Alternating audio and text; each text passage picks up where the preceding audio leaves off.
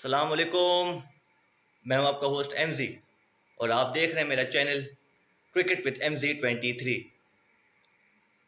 तो दोस्तों, कल से पाकिस्तान और वेस्ट इंडीज़ के दरमियान 3 ओडीआई मैचेस की सीरीज स्टार्ट हो रही है और ये तीनों matches Brian Lara cricket stadium या Brian Lara cricket academy Trinidad and Tobago में खेले जाएंगे। अच्छा, ये मैं आपको बताता चलूँ कि ये जो स्टेडियम है ब्रायन लारा क्रिकेट स्टेडियम, ये नया स्टेडियम है TNT में जो बना है। इससे पहले जो स्टेडियम था वो पोर्ट ऑफ स्पेन का था, लेकिन ये नया स्टेडियम बना है तो यहाँ पे ज़्यादा कुछ मैचेस खेले नहीं गए।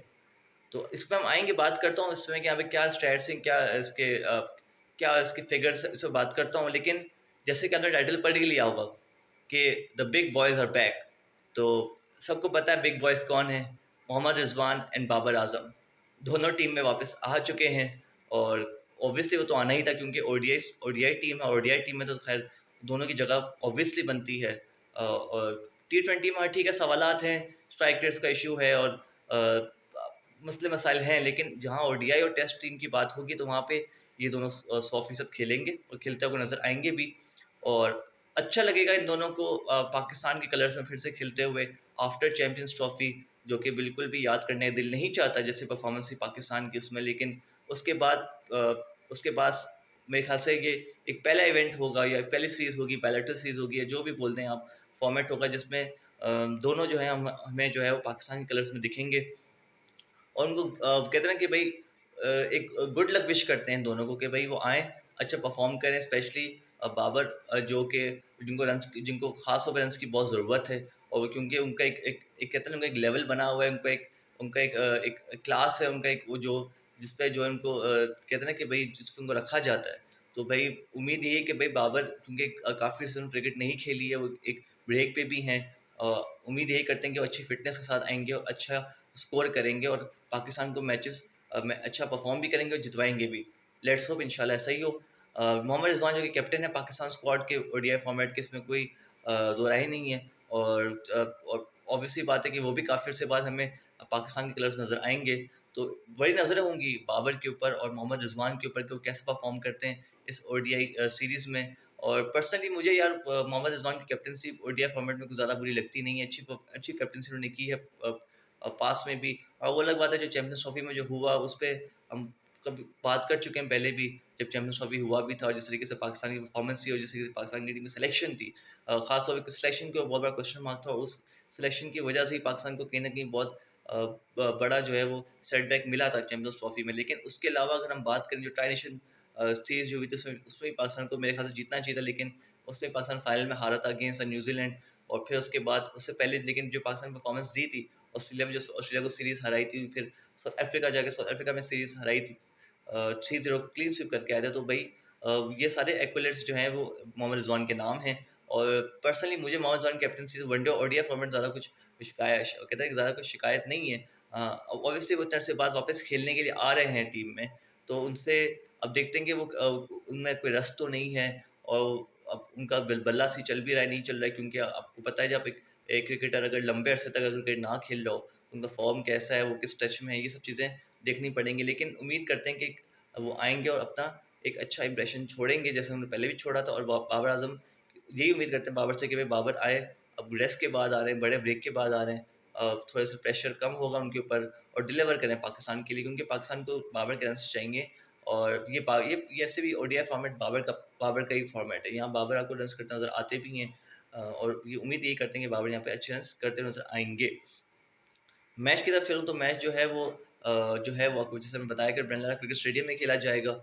और यहाँ पे अभी तक जो है सिर्फ़ और सिर्फ़ 4 मैचेस खेले जा चुके हैं इंटरनेशनल ओडीआई फॉर्मेट में, जिसमें से सिर्फ़ एक ही मैच है जो मेंस का हुआ है, बाकी जितने भी जो 3 हुए हैं वो सारे वीमेंस के हुए हैं। तो ज़्यादा कुछ है नहीं यहाँ पे, सैंपल साइज़ बड़ा नहीं है, पर जो है वो आपको बता देता हूँ कि जहाँ पे जो मेंस का जो हुआ था ओडीआई फॉर्मेट में मैच हुआ था वो इंडिया और वेस्ट इंडीज़ का हुआ था।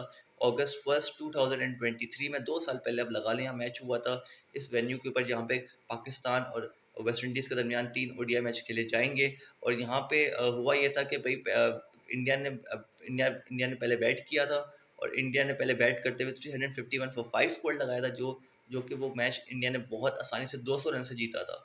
तो ये एक सैंपल साइज़ है इस ग्राउंड का। बाकी अगर हम वुमेन्स की बात करें तो यहाँ पे 3 मैचेस खेले गए थे वुमेन्स के, जो कि Sri Lanka women versus West Indies women खेले गए थे। वो तीनों मैच वेस्ट इंडीज़ वुमेन जीता था, और जो लोएस्ट स्कोर है इस ग्राउंड का वो 138 ऑल आउट है। जो श्रीलंका वुमेन का जो हाईएस्ट स्कोर है वो 351 फॉर 5 है। तो ये यहाँ का हाईएस्ट और लोएस्ट स्कोर। एवरेज स्कोर यहाँ का निकालना थोड़ा मुश्किल है क्योंकि यहाँ पे ज़्यादा सैंपल साइज़ बड़ा नहीं है, लेकिन जो आता है वो 207 रन आते हैं, 207 आता है इस वेन्यू का।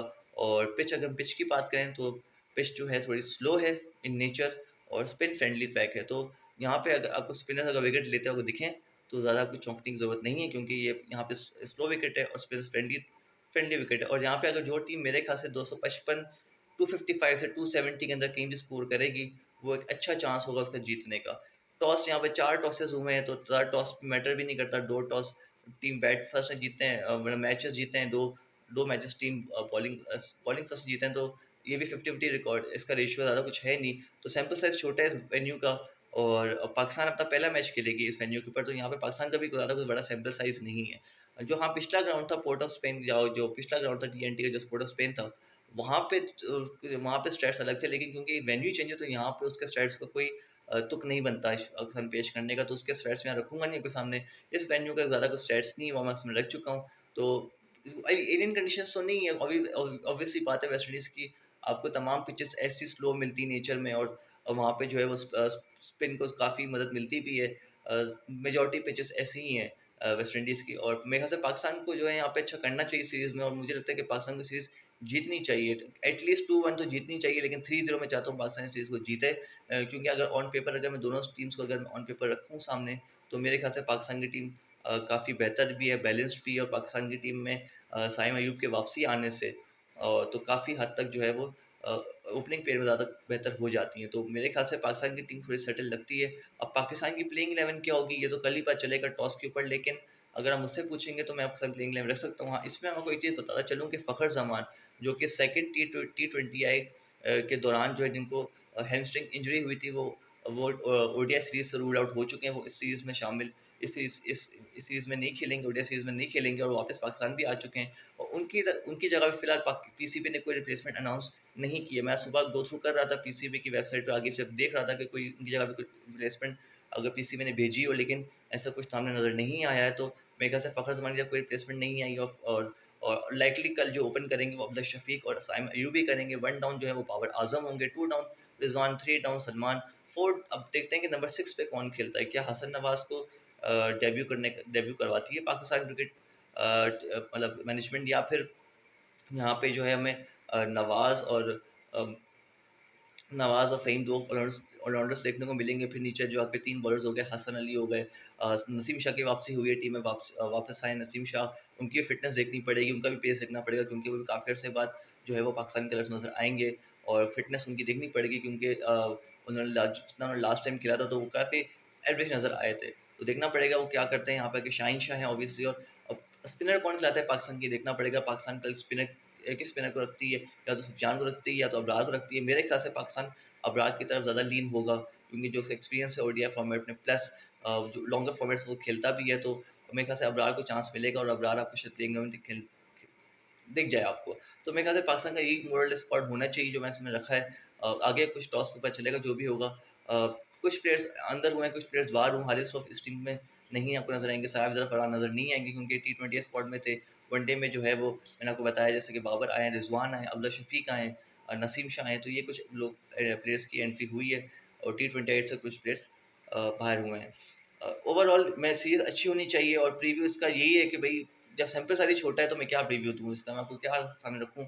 जितना था मैंने आपको रख दिया है, और मैं उम्मीद करता हूँ कि यार ये पाकिस्तान जो ये सीरीज़ जीते और अच्छे नोट से जीते, क्योंकि यार ज़रूरत है पाकिस्तान को सीरीज़ जीतने की ओडीआई में, क्योंकि पाकिस्तान ओडीआई और टेस्ट वैसे ही बहुत कम खेलता है। तो जो उनको मिलता है उसको वो ग्रैब करें और अच्छा खेलें, और मे द बेस्ट टीम विन, और उम्मीद करते हैं कि पाकिस्तान इस सीरीज़ को 3-0 जीत कर आए, जो कि जीतना चाहिए। मेरे ख्याल से अगर 2-1 भी जीतता है तो चलो ठीक है, लेकिन हारनी नहीं है सीरीज़, क्योंकि अगर हारोगे तो जानिए इसका फिर आपसे सवाल होगा।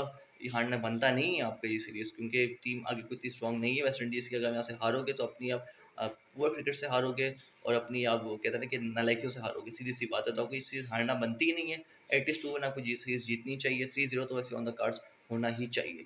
आई होप अगर वीडियो पसंद आई, अगर आई तो इसको लाइक कीजिएगा, शेयर कीजिएगा, चैनल सब्सक्राइब कर लें, अपने उस एमजी को जा दीजिएगा। अल्लाह हाफिज़।